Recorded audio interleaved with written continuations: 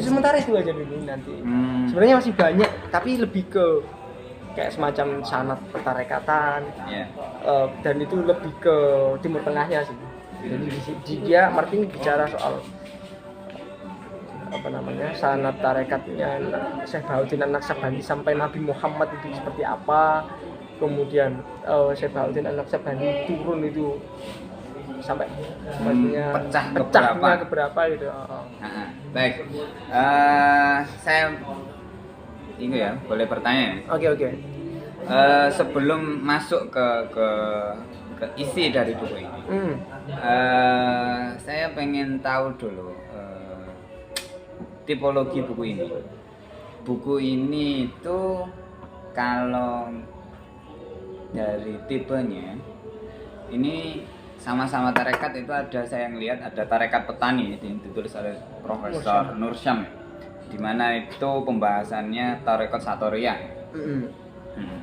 Nah, dari tipe tulisan atau tipe laporan penelitian, sama-sama laporan penelitian kan ini, dari tarekat petani juga laporan penelitian, ini juga tarekat Naqsabandi di Indonesia itu juga laporan dari penelitian Martin yang sekian tahun ya, 10 tahun ya. Ya saya nggak tahu apa namanya durasi penelitiannya dia. Iya, soalnya dia kan keliling ya. Oh iya. Maksudnya bukan diniati penelitian saja, tapi memang beberapa di Indonesia kan juga meneliti banyak hal juga. Martin. Oh iya. Ya. Tipologinya seperti apa? Atau mungkin yang kita kalau ngomongin sanad ya, arahnya banyak ke apakah hampir sama dengan tulisan dari Azumadi Azra? Azumadi siapa? Jaringan ulama itu siapa? Iya, Azra ya. Dan Azumadi Azra itu kan sama-sama kita ngomongin sanad ya, tapi di situ lebih ke arah keilmuan pesantren atau keilmuan Islam ya, dari Timur Tengah ke Nusantara, atau tulisannya Abdurrahman Mas'ud dari Haromain ke Nusantara. Nah, tipologinya itu seperti apa? Apakah mirip? Soalnya ini kan kajian antropologi ya, bukan kajian sosiologi. Dari tipologinya. Oke, kalau bicara kemiripan, satu, bicara buku ini beda sekali dengan model tulisannya Profesor Nur Syam, ya. Dia lebih cenderung ke kayak yang Azra gitu. Oh ya. Jadi kalau Nur Syam itu kan modelnya studi kasus. Ya, satu benar. tempat studi kasus, kemudian didalami, benar-benar mendalam di satu kasus itu, tapi tidak peduli dengan kasus yang lain, atau mungkin yang lain cuma sekedar numpang lewat, informasi sekedar numpang lewat. Kalau ini enggak, dia lebih ke satu persanatan, karena sebenarnya ini kan buku dasar. Indonesia di Indonesia waktu itu kan belum ada buku soal tarekat, terutama antropologi ya, yang basisnya antropologi tentang tarekat Naqsabandiyah. Martin termasuk founding yang menemukan founding father-nya penelitian soal tarekat Naqsabandiyah di Indonesia. Nah, buku ini berusaha memotret seluas mungkin, sebanyak mungkin tentang tarekat Naqsabandiyah di Indonesia. Makanya pembagiannya banyak soal bagaimana tarekat Naqsabandiyah di Jawa, bagaimana tarekat Naqsabandiyah di Riau, bagaimana tarekat Naqsabandiyah di Kalimantan, di Sumatera, dan di Nusa Tenggara. Di Madura juga. Nah, sebagai catatan tambahan, di Madura itu ada mursyid perempuan. Cewek, Pak Nyai Fatimah kalau nggak salah. Masih keturunannya Mbak Holil atau beda? Wah, saya nggak tahu detailnya. Cuma Martin pernah menyinggung itu di Madura ada. Maksudnya itu kan suatu yang aneh, langka bagi kita, tapi ada. Selanjutnya, baik. Jadi tipologinya arahnya lebih ke mirip-mirip jaringan ulama ya. Iya. Berarti nuansanya kayak laporan penelitian. Mbak nek kasarannya ini rodok gak nyaman ya dibaca secara serius. Ya, ini mirip-mirip sejarah. Ya. Begini antropologi. Lebih arah ke data ya. Jadi full data. Jarang ada narasi yang bercerita. Jarang. Baik. Terus kemudian selanjutnya lebih masuk ke inti ya. Dimana Martin ini saya pernah baca juga. Martin ini mungkin bukan kagum atau apa ya istilahnya, kebalikannya kagum ya. Benci. Oh ngawur itu tuh. Apa? Biasa. Apa? Aneh tapi Skeptis. bukan skeptis. Ya intinya gini, Aneh. merasa aneh bahwa tarekat ketika di Timur Tengah nuansanya itu bukan nuansa mistis. Oh iya. Tapi ketika dibawa di Indonesia. Nusantara, Heeh. tarekat itu nuansanya jadi mistis. Gampangnya mursid nek gak sakti ya gak Iya. mursid. Oh, no. Oke, terus Nah, pandangan buku ini, Martin ini hanya bilang saja, maksudnya pengamat atau juga menganggap hal itu sebagai hal yang sesat dari tanda kutip ya, sesat Iya, dari iya. Naksabandia yang asli.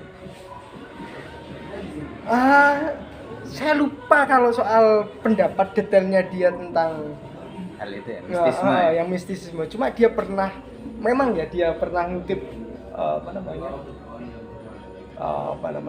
pengaruh tarekat kepada mistisisme. Jadi di Banten itu debus. Oh iya. Itu afiliasinya Ke kalau nggak tarekat. kalau nggak salah Qadiriyah tapi di Oh, buku iya. yang lain, bukan ini. Hmm. Buku Martin yang lain saya pernah baca itu. Cuma kalau soal sampai tarekat, dia kan gini, memposisikan diri bukan sebagai pendai, Ya. tapi murni sebagai peneliti. Dan Ya. peneliti tidak punya Berarti otoritas tidak. untuk menjustifikasi dia itu mistis atau enggak, dia itu keluar Tapi- dari tarekat apa enggak gitu. Oh iya, nggak ada hukum ya, jadi cuma memotret Iya, tugas dia sebagai. dalam buku ini sebagai pemotret. Nah, baik. Selanjutnya, ada hal yang menarik bahwa di sini juga disebut bahwa Mbah Khalil Bangkalan itu termasuk tokoh yang mengenalkan atau mempopulerkan Thariqat An-Naksabandiyah Al-Qadiriyah ya.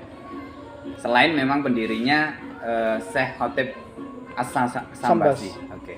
Nah, tapi Mbah Khalil ini bukan sosok mursyid. Dan kita tahu terus kemudian santrinya Mbah Khalil ada yang namanya Mbah Romli Tamim di Jombang. Memiliki sanad kemursidan. Nah, sanad ini atasnya itu siapa kalau bukan Mbah Khalil? Kalau di kitab ini, apakah sampai dicatat atau tidak? Kasus Yai Romli Tamim disinggung, cuma ya seingat saya disinggung di sini, cuma nggak sampai dibicarakan detail dari mana Yai Romli Tamim itu mengambil sanad tarekat. Mm-mm. Karena Martin waktu bicara tentang persanatan dia cuma bicara sampai perpecahannya di Timur Tengah. Oh, jadi nggak sedetail buku ini, nggak sedetail jaringan ulama Nusantara. Enggak. Yang sampai maksudnya yang persanatannya sampai ke Nusantara enggak. Jadi jaringan di Timur Tengah, terus kemudian Dia sudah lompat ya. lompat Lompat ke Indonesia. melihat fenomena di Indonesia. Indonesia. Oh, iya, seperti itu. Satu catatan yang menarik.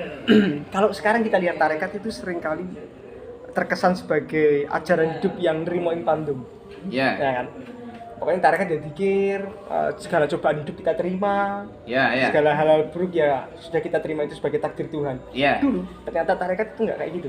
di pandangan Dalam penelitian Martin, Iya. tarekat itu adalah termasuk ini pendapatnya orang-orang Belanda, apa namanya, pemerintahan Belanda Hindia Belanda waktu itu ya. Tarekat itu sekumpulan massa yang sewaktu-waktu bisa meledak untuk memberontak.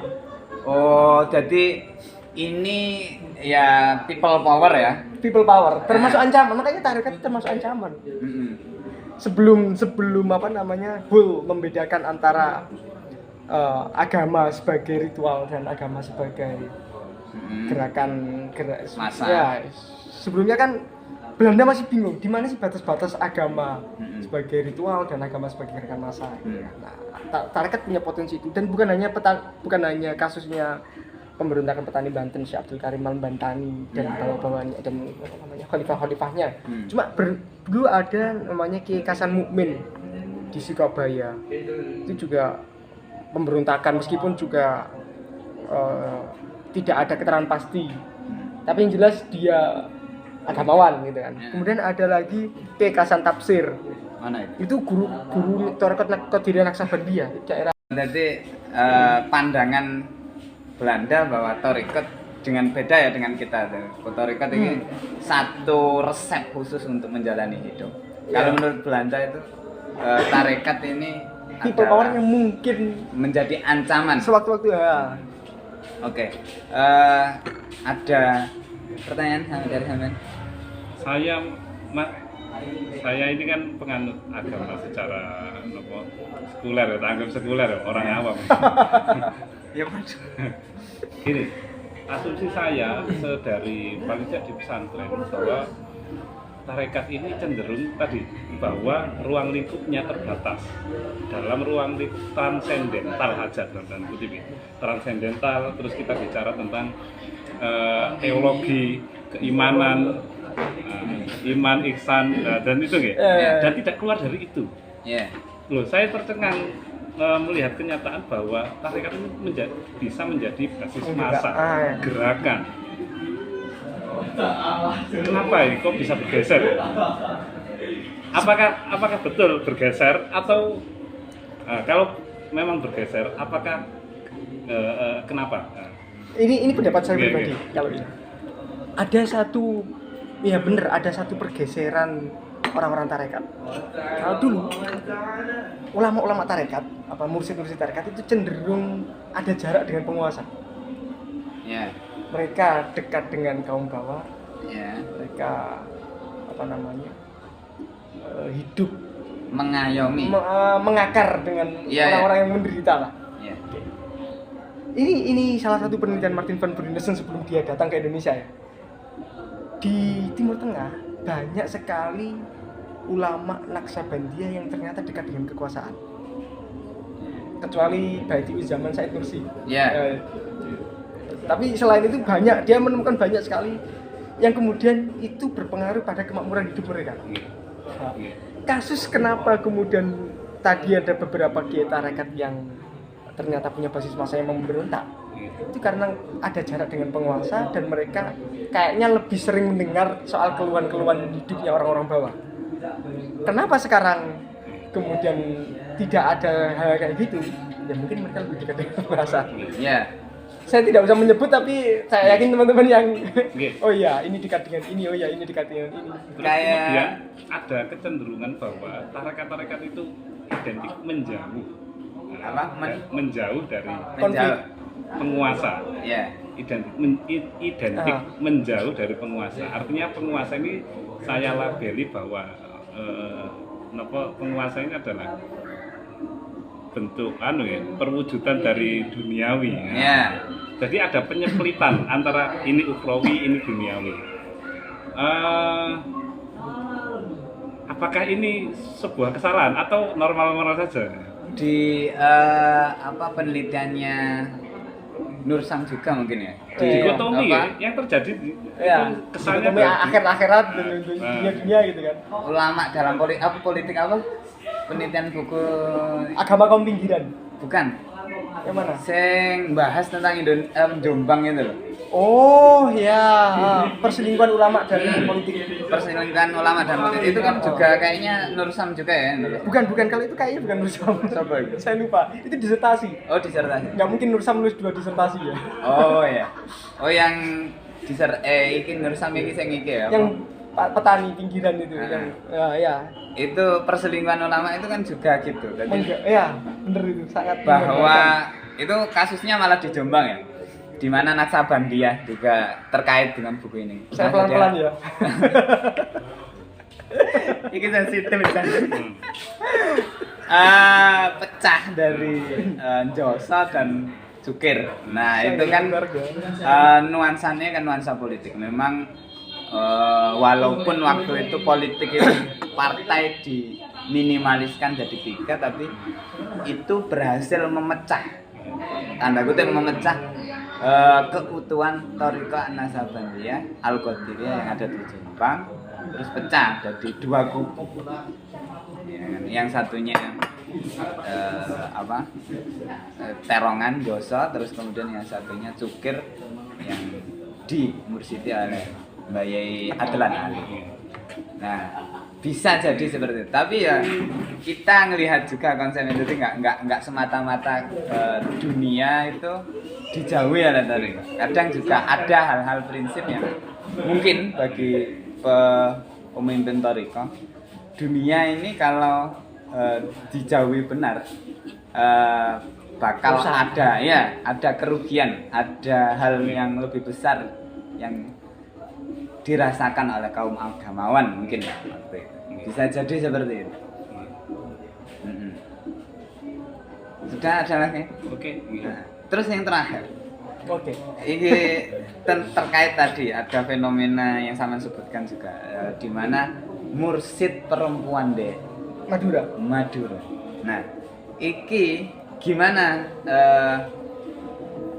Bukan saya tanya Martin Gunawan-nya, tapi apakah mursid perempuan juga ditemukan di Naksabandiyah Timur Tengah ataupun di beberapa daerah lain selain Madura? Saya buku ini cuma bicara soal menyinggung satu itu saja. Setelahnya ada penerusnya atau tidak? Nah, Tidak disebutkan. tidak disebutkan, tapi gini ya, ada kecenderungan bahwa Itu khalifah apa mursyid? wah, saya nggak baca detailnya dia itu khalifah apa mursyid, tapi sepertinya mursyid. Karena kalau khalifah kan berarti cuma tingkatan ustadz ya. Iya. Nggak ada hak untuk membaiat. Iya. Ya kan? Kiai Thariqah. Nah, tapi kalau sampai dia disebut ya baiknya mursyid. Nanti ya kalau ada kesalahan ya kita. Oke, satu lagi itu nih. Kenapa terkait dengan itu? Thariqah yang mursyidnya ternyata itu perempuan. Berarti apa? Sebutannya mursyid kan? Harusnya mursyid. Mursydah mungkin. Mursydah. Nah, itu saking jarangnya ada mursyid perempuan. Iya. Terus saya sebagai orang awam mengasumsikan bahwa mursyid itu harus laki-laki.